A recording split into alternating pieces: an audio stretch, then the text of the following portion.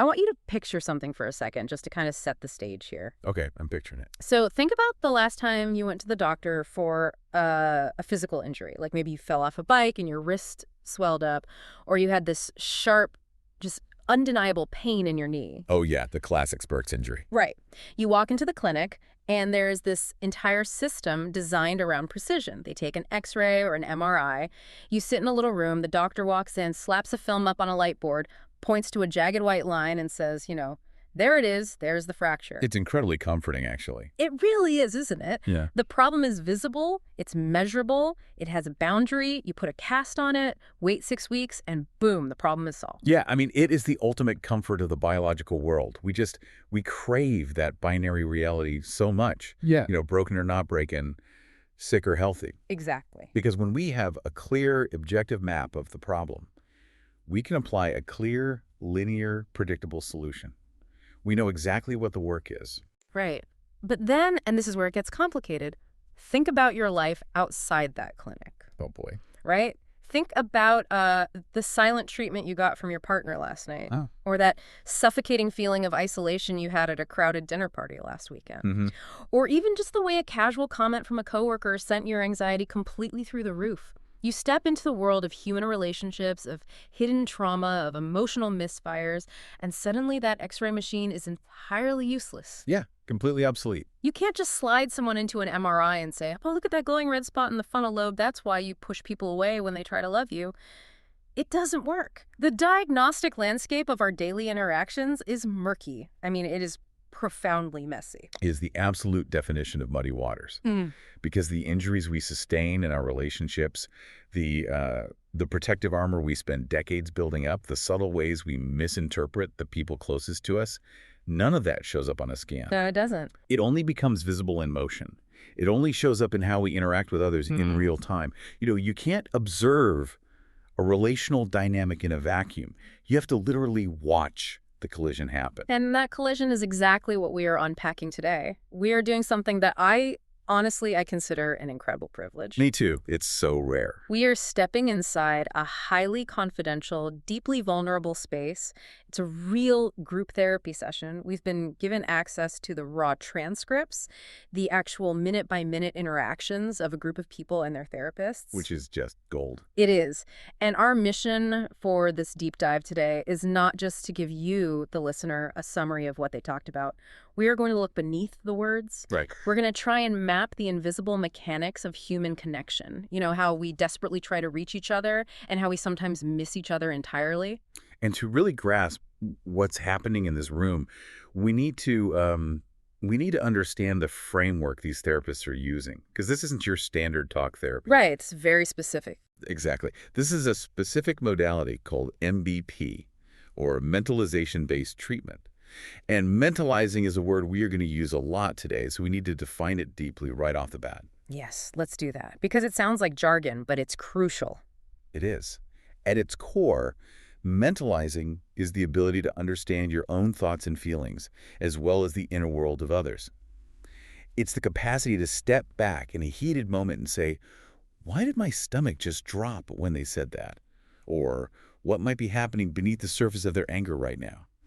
I have to stop you there for a second because I hear that definition. And my immediate reaction is, well, isn't that just basic empathy? Right, it sounds like it. Or just, thinking about feelings. It sounds almost too simple to be an entire specialized therapy. It sounds simple on paper, yeah. But in practice, especially under distress, it is monumentally difficult. Think of mentalizing as a muscle. Okay. When you are calm, when you're feeling safe, that muscle works fine. You could easily imagine why a friend might be running late without taking it personally. You just think, oh, traffic. Yeah. But what happens when you feel threatened? What happens when you feel rejected or abandoned or criticized? The brain's threat detection system, the amygdala, it literally hijacks the process. It just shuts down. In a fraction of a second, your ability to stay intensely curious about the other person's mind completely shuts down. Curiosity requires safety. Oh, wow. Curiosity requires safety. I love that. It's true. When you are in pain, you don't mentalize. You react. You defend. You attack. You assume you know exactly what the other person's malicious intentions are.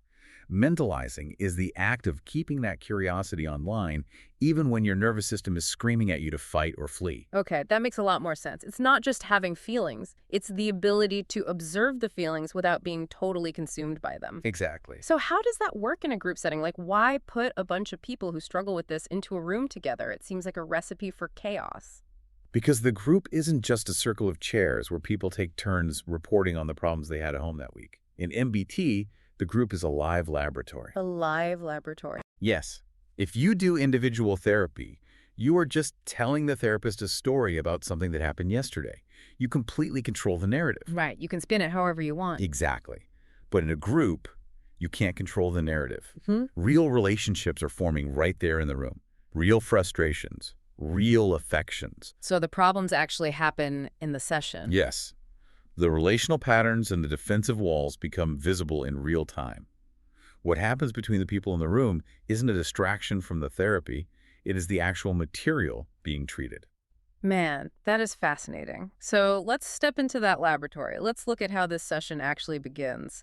The therapists start with a few practical updates, some scheduling things, and then they just open the floor. Yeah, just total silence. It's a completely blank canvas. And immediately, looking at the transcript, you can feel the tension spike. One of the male group members speaks up, and he is clearly frustrated. Very uncomfortable. He expresses this deep anxiety that he can't think of a, quote, concrete topic to bring to the group today. He says he doesn't have a clear example of a problem to present. He feels like he is failing the assignment of being a good therapy patient. Which is such a deeply human, recognizable anxiety. I mean, we live in a highly transactional society. Boy, really do. From a very young age, we are conditioned to believe that in order to take up space, we must produce something of value. We need a deliverable. A deliverable, yeah. Like, here is my trauma for the week. Exactly. In this participant's mind, a topic, a neat narrative with a beginning, a middle, and an end. Maybe a story about a fight with a coworker that is his ticket to being allowed in the circle. But wait, let me play devil's advocate here for a second. Because they are all taking time out of their lives, maybe paying good money to be in this room. If nobody has a topic, aren't they just wasting an hour? It can feel that way, sure. Like, why don't the therapists just give them a prompt? Start with an icebreaker. Isn't sitting there in silence just manufacturing unnecessary awkwardness? It feels like unnecessary awkwardness to the person experiencing it, absolutely. But therapeutically, it is gold. Really? Oh, yeah. Having a topic is very often a highly sophisticated defense mechanism. Wait, how is having a topic a defense mechanism? Think about it. If I come into a room and say, let me tell you about the argument I had with my brother 3 days ago, I am in complete control. I have rehearsed the story. I know the emotional beats. Right. It happened in the past, which makes it safe. I'm giving you a curated, edited presentation of my pain. But if I come in and say, I have absolutely nothing prepared, and sitting here in the silence with all of you is making my chest tight and my palms sweat. Oh, wow. That is terrifying. It's terrifying. That is spontaneous. That is an unpredictable, raw emotion happening right in the present moment. The pressure this man feels to produce a problem is actually a shield to avoid the intense vulnerability of simply existing in the presence of others without a script. Wow. It's like bringing a PowerPoint presentation to a first date, so you don't have to actually look the person in the eye and risk an authentic connection. You can just point at the slides. That is a perfect analogy. You're hiding behind the presentation. So he says he doesn't have a topic, and the silence is stretching, and immediately another group member tries to rescue him. Because silence is hard for everyone. Right. This second member leans in and tries to kind of push him, almost encouragingly, saying something like, well, just start talking anyway, see what comes up. A very normal social response. Very normal. And the first man, the one without the topic, immediately responds with a defensive joke. He smiles, waves his hand, and says, no, now you're going too far. And right there, in a fraction of a second, we have a live relational collision. A push and a deflection. Yeah. The joke is a socially acceptable way of putting up a brick wall. He's essentially saying, back off. The intimacy of your encouragement is making me uncomfortable. And what fascinates me is what happens next. Because if you or I are at a dinner party and someone makes a self-deprecating joke to deflect a personal question, we all know the social contract. We laugh. We move on. Exactly. We laugh, we accept the cue, we pivot the conversation to sports or the weather, and the tension dissipates. But the therapists here, They completely ignore that social contract. They refuse to play the game. They hit the brakes hard, they don't laugh off the joke, and they don't let the conversation move on. They freeze the frame. This is where the surgical precision of the MBP therapist comes in. One of the therapists turns to the group member who tried to encourage him, the one who got pushed away by the joke, and asks a brilliantly simple question. I love this part. She says, "What do you experience when he does that?" Yeah. Notice she doesn't ask why he did it. She asks the recipient how it landed in his own body and mind. Which feels completely counterintuitive. I mean, the guy with no topic is the one who seems to be struggling, but the therapist shines the spotlight on the guy who is just trying to help. I would be so confused if I were him. But look at what she is achieving. She is literally pulling them out of automatic pilot. The automatic pilot is, he deflects, you back off, we all pretend it didn't happen. Right. By asking, what do you experience? She is forcing them to mentalize the immediate real-time interaction. The member who pushed him hesitates and admits, well, I don't want to force him. I don't want to make it compulsory to speak. But the therapist doesn't accept that. Right. No, she doesn't let him off the hook with a purely logical answer. She pushes gently, does it do anything to you? Do you feel anything about it? And why is that distinction so important? Like the difference between I don't want to force him and what she's actually asking for. Because I don't want to force him is a cognitive statement about logistics. It's a thought. The therapist is demanding that they look at the emotional relational impact. She is validating that every single action in that room, even a throwaway joke, creates ripples. By slowing this down, the first man realizes his defensive joke didn't just magically protect his own feelings, it impacted another human being. It pushed them away. It made the other person feel like they had overstepped, perhaps making them feel rejected or intrusive. In just 3 minutes, the energy in the room shifts from performative anxiety about finding a topic to a highly vulnerable exploration of how their smallest actions are bumping into each other. The problem isn't that he has no topic. The problem is how terrified he is of the empty space and how he uses humor as a weapon to keep people at arm's length when he feels exposed. Exactly. By freezing that micro moment, the invisible dynamic becomes physical in the room.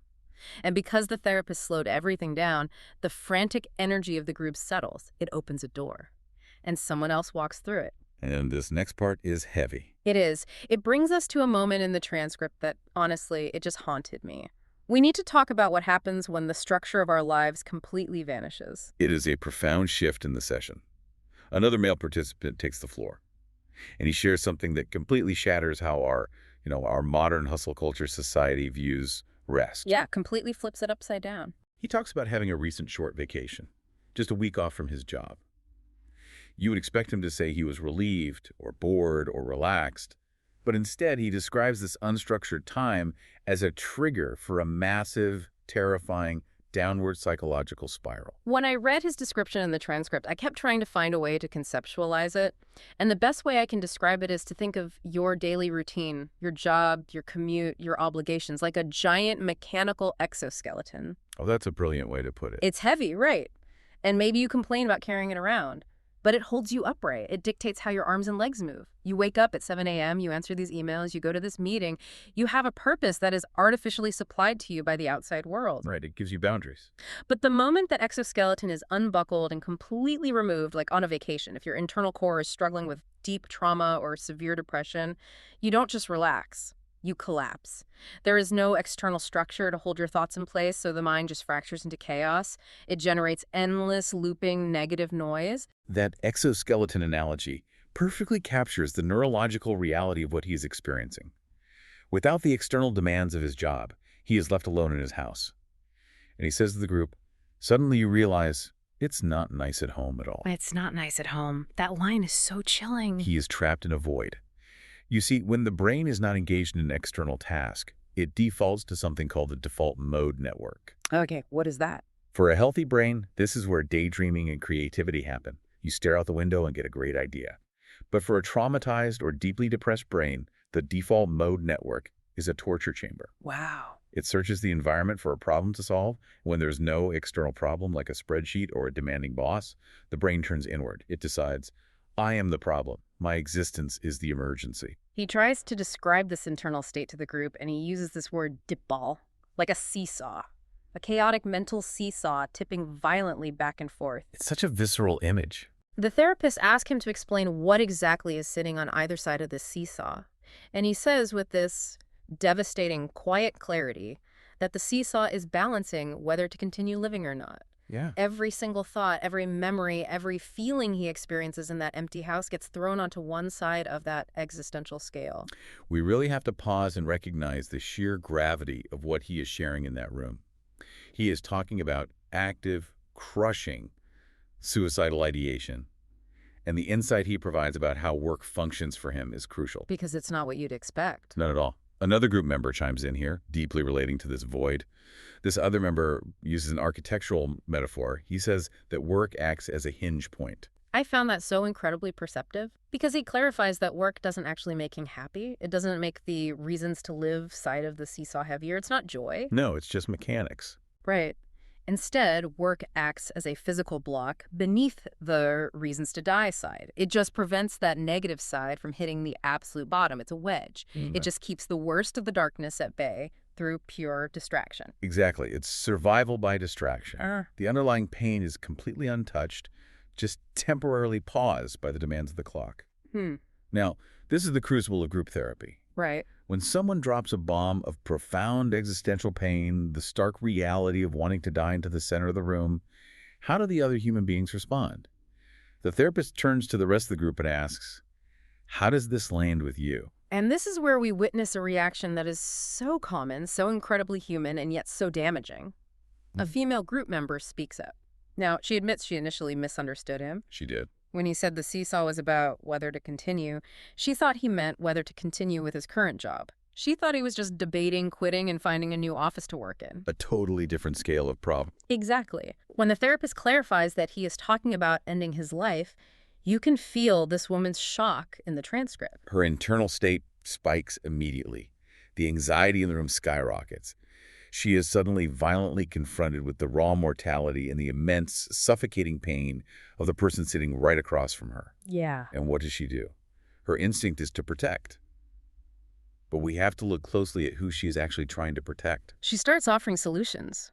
Rapid fire, cliche solutions. She says things to him like, but there are so many beautiful things in the world, and if you see no way out, maybe there's something in your environment you can change. Find new challenges that are fun. It's textbook toxic positivity. It really is. Find a fun challenge. Yes, and I want to be very careful that we analyze this with immense empathy for her too.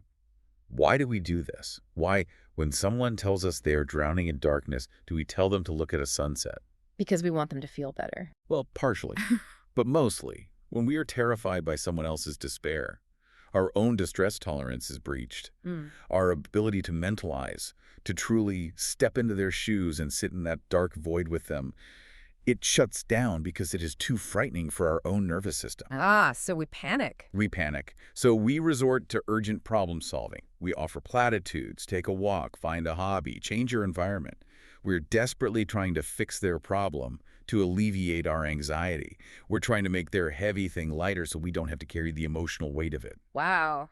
I have done that. I mean, I know I have done that. We want to put that broken x-ray back on the light board and say, see, it's just a hairline fracture, put some ice on it, it's fine. We want it to be a logistical problem, not an existential one. Exactly. It makes us feel in control. But by doing that, by offering those sunny solutions, what is the message she is inadvertently sending to this man who is literally fighting for his life? She is inadvertently sending the most isolating message possible. She is telling him, your pain is too scary and too big for me to sit with. Your reality is unacceptable to me. Please fix it quickly. Please change your perspective so that I can feel comfortable in this room again. She is entirely bypassing his emotional reality. She is basically leaving him alone on the seesaw. And in an MBT session, the goal isn't for the therapist to scold her and say, don't be toxic. The goal is to recognize this as a systemic failure of mentalizing. She is not exploring his mind. She is projecting her own desperate need for safety onto him. Precisely. And this leads us to a critical intervention by the therapist. The therapist sees this misattunement happening. She sees the cliche solutions just bouncing off him. So the therapist models a different approach. She steps in to show how it's done. Instead of offering a solution, instead of trying to lighten the mood, the therapist offers direct, unfiltered emotional support. She looks directly at the participant struggling with the seesaw. She lowers her voice, and she acknowledges how incredibly heavy, how exhausting, and how profoundly lonely it must be to sit in that empty house, fighting a war in his own head, day after day. She just meets him where he is. She doesn't try to fix it at all. She just validates the immense, crushing gravity of his reality. Now, I want to pause here, because as a listener, as a human being, you expect a certain reaction to that. If someone finally sees your deepest pain and says, "I see how much you are hurting, and it makes sense," you expect the person to exhale. You expect a breakthrough. Right. You expect him to lean into that warmth, to cry, to feel a sense of profound relief that he is finally tethered to someone who understands. That is the intuitive expectation of a securely attached brain. But that is not what happens. No, not at all. He recoils. He physically and emotionally backs away from the therapist's empathy. The exact moment she offers him genuine compassion, he immediately starts to backpedal. He tries to shrink the pain he just shared. It's so hard to watch. He says to the therapist, "Don't make it too big, calm down." He literally argues against the support. He tells her that if he accepts her version of it, if he admits it's as heavy as she says it is, then the problem becomes too big for him to survive. This is one of the most counterintuitive yet universally vital phenomena in trauma therapy. It raises an incredibly profound question. Why does compassion trigger defense? Why does receiving warmth feel like a mortal threat? Yeah, why? It doesn't make logical sense. He explains his internal mechanics brilliantly to the group. He says that when he is at home, isolated, overthinking everything, his pain is almost practical. It is a cognitive exercise. It is safely contained in the abstract space of his mind. He can analyze it like a math problem. It stays in his head. Right. But the moment he speaks it aloud, and the moment another human being looks at him with genuine empathy and validates it, the pain drops out of his head and crashes into his body. It makes it real. If he accepts the empathy, he can't just intellectually manage it anymore. He has to actually feel the grief, the terror, the somatic weight of it in his chest. And that feels like it will annihilate him. Exactly. The intellectualization is a dam holding back an ocean of grief. Hmm. The therapist's empathy threatens to break the dam. But there is an even deeper, more insidious layer here, which brings us to the core belief of the traumatized mind. I noticed this shift in the transcript, and it was so jarring. The second the therapist offers him support, he doesn't just push her away, he attacks himself. He turns on himself violently. He becomes hyper self-critical. He starts calling himself names, calling himself a pussy for not being able to handle a normal life. Wait, why? Why does someone else being kind to him trigger an avalanche of self-hatred? To understand this, we have to unpack the tragic, flawless logic of childhood trauma. Imagine a child in a deeply unsafe, neglectful, or chaotic environment. For that child, the world is terrifyingly unpredictable. Their survival depends entirely on the adults around them. Right, they have no other options. Exactly. If that child realizes that the adults who are supposed to protect them are actually failing them or are the source of the danger, that is an existential, unmanageable terror. A child cannot survive believing that the caregivers are broken and the world is fundamentally unsafe. Because then there's no hope. There's zero hope. So the psyche performs a brilliant, devastating psychological trick to restore order. It decides, the world isn't broken, my parents aren't failing me, I am broken, I am the problem. Oh my God, okay, I need to process that. If I believe that I am the fundamental flaw in the universe, then the universe suddenly makes sense again. It has rules. Yes. It is a terrible predictability, but it is safe. If I am the problem, then I have agency. Maybe if I just try harder, if I am quieter, if I get better grades, if I fix my brokenness, then people will finally love me and keep me safe. It is an illusion of control. That is heartbreaking.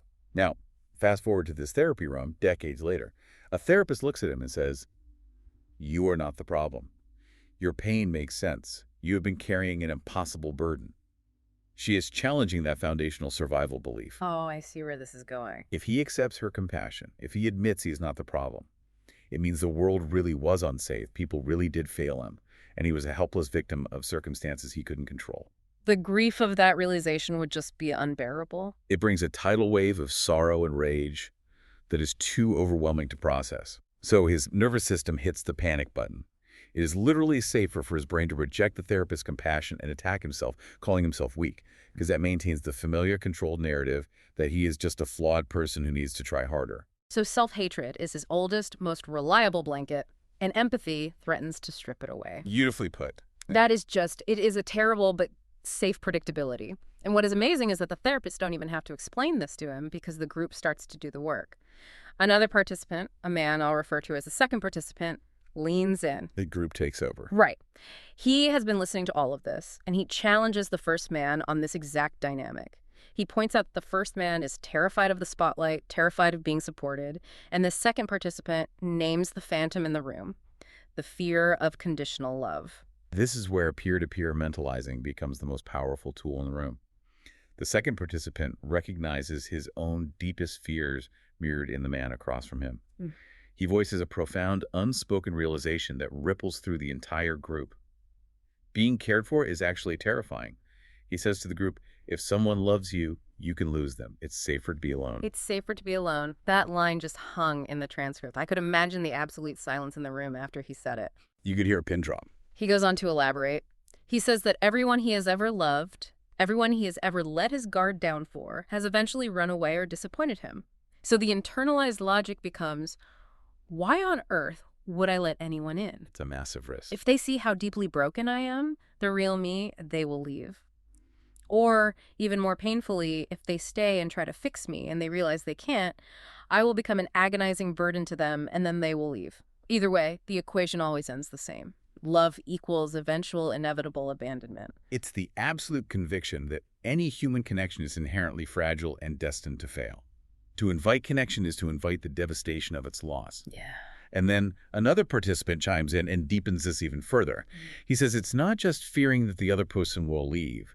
It's a darker fear. What could be darker than that? It's the terror that someone will stay. Yeah. That someone will try to love you entirely. They will see all of you. They will pour their heart into you, and you will still feel like something is fundamentally, irreparably missing inside yourself. That is the ultimate terror for these individuals. The realization that even pure, unconditional love cannot fix the void inside them. So just picture the atmosphere in this room right now. We have this incredibly intense, high-stakes, emotional exploration happening. The group is diving into the very core of human attachment.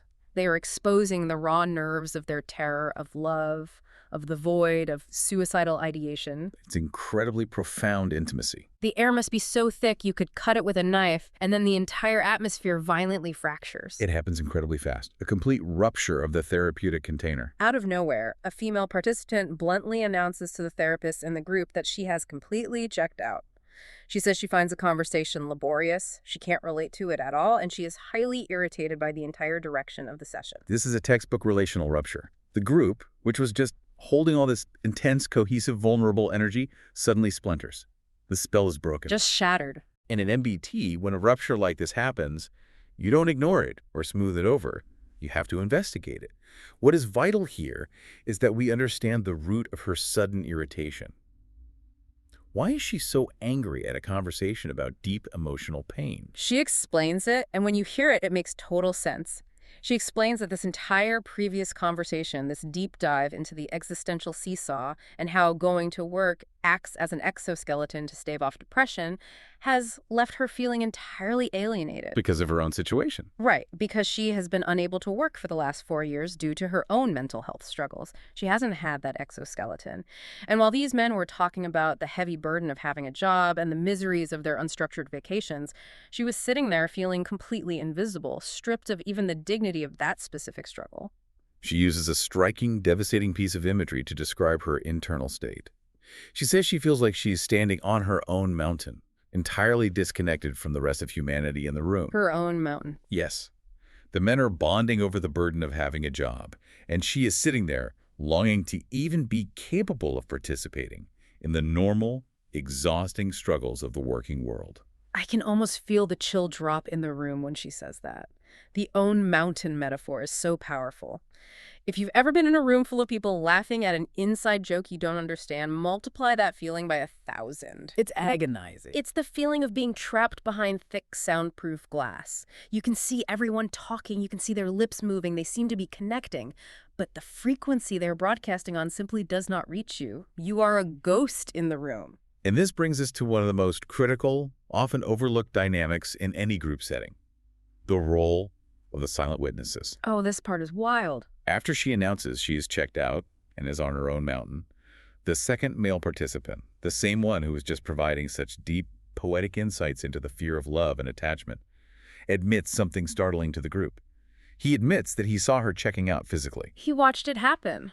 He saw her body language shift. He saw her withdraw into herself long before she finally spoke up and interrupted. Mhm. But he chose not to say a single word about it. The therapist immediately catches this. She asks him, "Why didn't you say anything?" And he kind of shrugs it off. He gives a very rational sounding excuse. He says he didn't see the added value in bringing it up. He figured she was just dealing with her own stuff. She was lost in thought. And why poke the bear?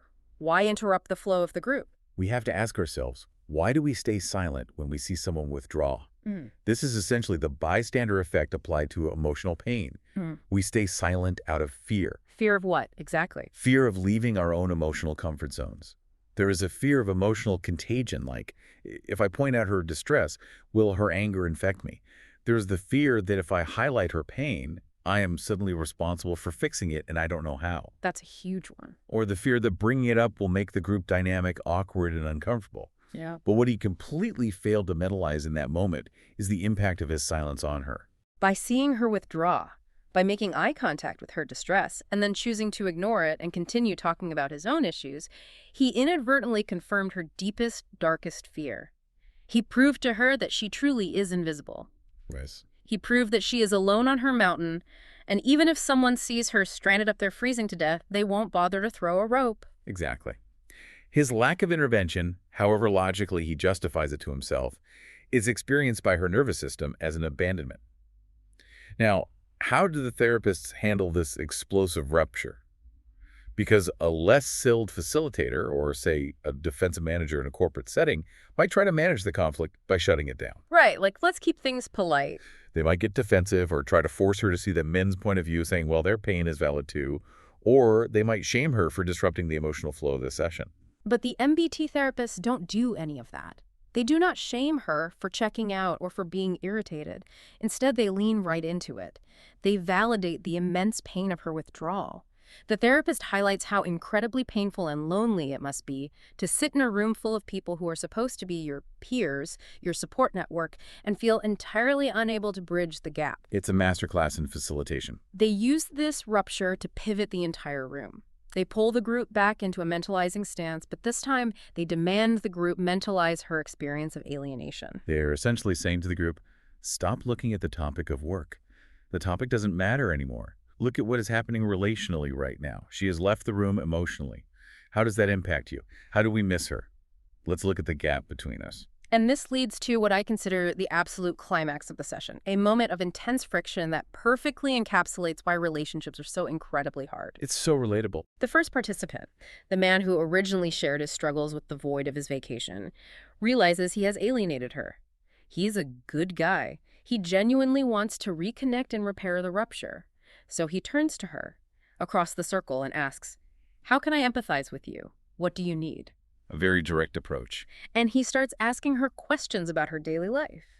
He asks what she does during the day since she doesn't work, trying to build a picture of her world. He's attempting to mentalize.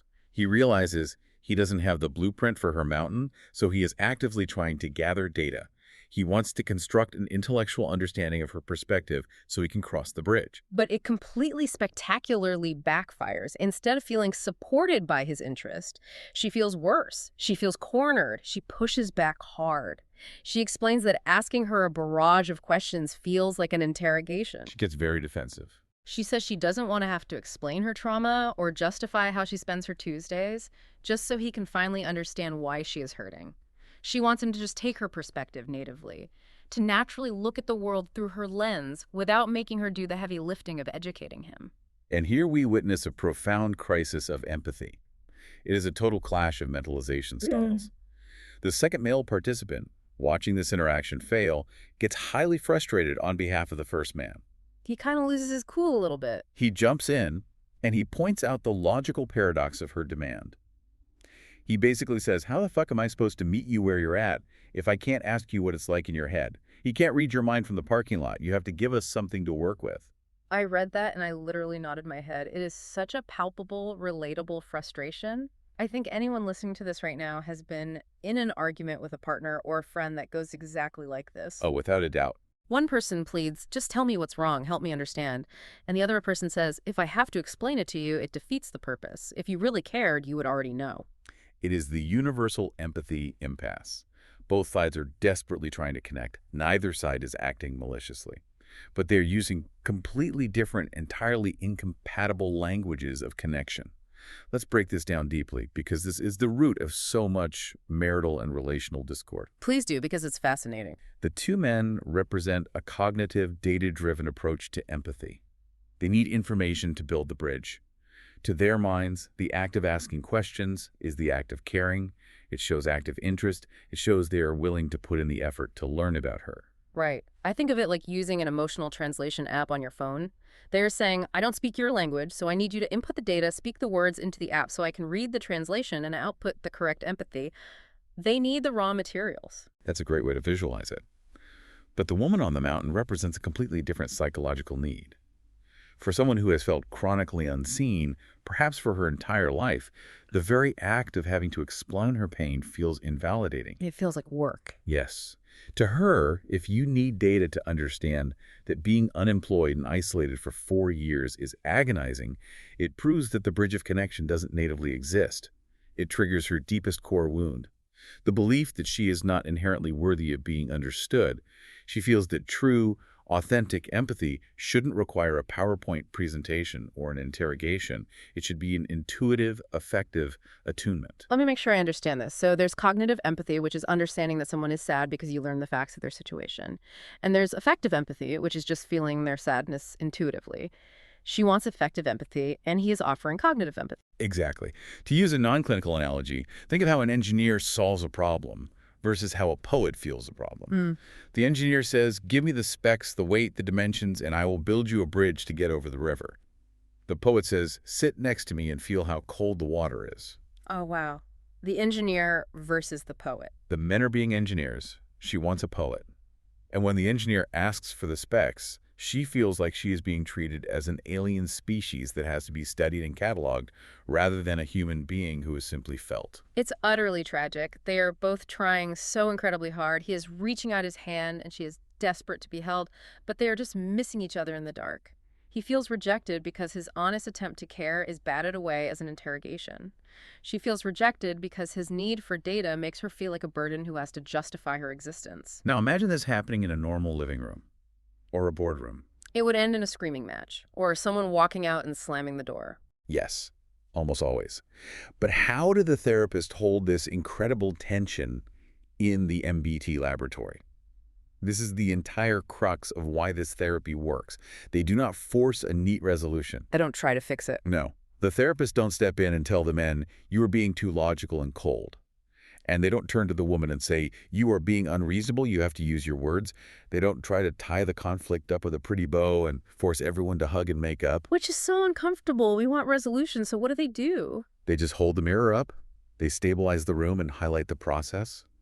They point out that simply making this painful, clashing dynamic verbal and visible is the therapeutic work. Just seeing it is the work. Yes, just the act of stepping back and saying, wow, look how incredibly hard it is for us to understand each other right now. Look at how your attempt to help feels like an attack to her. Let's just look at that gap is the victory. Because in the past, outside of this room, a clash like this would result in a permanent severing of a relationship. The man would walk away thinking, she is impossible to please. I'm never trying to help anyone again. And she would retreat further. The woman would walk away thinking, he is hopelessly self-centered and cold. I am destined to be alone on my mountain. The narrative would calcify. But here, in the laboratory, they are forced to stay in their chairs. They are forced to sit in the messy, uncomfortable, irritating reality that human connection is profoundly difficult and that misattunement is not a failure of love. It is a normal, guaranteed part of the human process. The expectation of perfect empathy is the enemy of actual connection. By holding the tension, the therapists teach the group that you can survive a misunderstanding. You can survive being irritated with each other without the relationship imploding. Which brings us to the end of the session and the ultimate value of the mess. As the hour winds down, the participant who started the whole thing, the one who complained at the very beginning that he was failing because he didn't have a concrete topic to discuss, he reflects on what just happened over the last 60 minutes. Full circle. He realizes that even without a neat prepackaged topic, they ended up doing exactly the heavy lifting they needed to do. Diving into the messy, chaotic, painful process of trying and sometimes spectacularly failing to understand each other was the actual therapy. The lack of a topic became the topic. Because life does not happen in neat, curated topics. Life happens in the ruptures. It happens in the defensive jokes we make when we feel small, in the silent withdrawals when we feel ignored, and in the clumsy, irritating attempts to ask questions when we don't know how to bridge the gap. It's all in the messy middle. The goal of mentalizing isn't to achieve some state of Zen telepathic empathy where we never misunderstand each other again. That is a dangerous fantasy. The goal is resilience. The goal is the ability to lose the connection, realize you lost it, and have the courage to try and find it again. So, to you, the listener, I want to turn this back to your life. Think about the dynamics we just mapped out today. How often do you withdraw to your own mountain when you feel misunderstood by your partner, putting up soundproof glass and secretly testing them to see if they will climb up to save you? It's a hard question to ask yourself. It is. How often do your frantic attempts to fix a friend's bad mood actually push them further away? Because you aren't really trying to sit with their pain, you were just trying to alleviate your own anxiety. We all navigate these exact same impasses every single day. We demand unconditional love, but are terrified of the vulnerability it requires. We use our daily routines as exoskeletons to avoid the quiet void of our own minds. The patterns in this therapy room are the patterns of the human condition. I want to leave you with a final, provocative thought to mull over today. Think back to that broken X-ray machine from the beginning of our deep dive. The need for a simple diagnostic. Right. We want our relationships to be engineering problems. We want clear diagnostics and guaranteed solutions. But what if the goal of our relationships isn't perfect, frictionless understanding? What if the true measure of love and connection is simply the courage to sit together in the uncomfortable, messy, highly irritating attempt to reach each other, even when we fail? That's a beautiful way to frame it. What if just staying in the room, refusing to walk away when the translation app breaks down, trying over and over to learn each other's languages, is the healing? It is the willingness to keep mentalizing, to keep staying curious about the mind of the person across from you, even when the connection is filled with static. Thank you for listening to this group session episode of the MBT podcast. Don't forget to follow us to stay updated on new episodes where we continue to explore what it means to mentalize within yourself, in relationships, and within the group.